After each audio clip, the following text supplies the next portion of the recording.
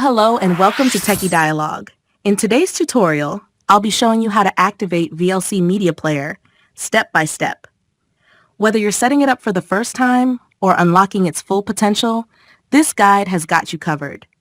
Before we dive in, make sure to hit that subscribe button so you never miss out on more helpful tutorials. Let's get started. Step 1. First, open up your web browser. Any browser will work, like Chrome, Edge, or Firefox. Once it's open, head to your search engine like Google and type in VLC Media Player. Look for the official website, which is videoland.org. It should be one of the first results. Make sure to always download software from official sites to avoid any issues with viruses or malware. Step 2.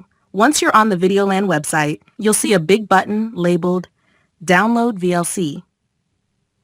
Click on it, and your download should start automatically within a few seconds.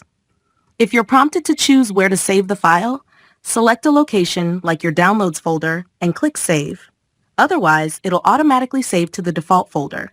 Now just wait for the download to finish. It usually takes less than a minute, depending on your internet speed. Step 3.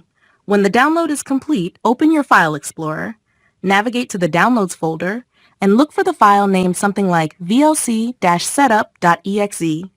Double-click on it to start the installation process.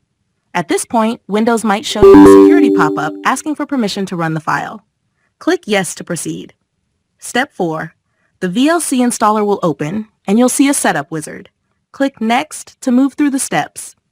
You can stick with the default options, as they're perfect for most users. If you already have an older version of VLC installed, the wizard might ask if you'd like to upgrade. If that's the case, just click Upgrade. The installation process will begin, and it should only take a minute or two. Once it's done, you'll see an option to launch VLC Media Player. Leave that box checked and click Finish. And that's it. Thank you so much for watching, and I'll see you in the next video.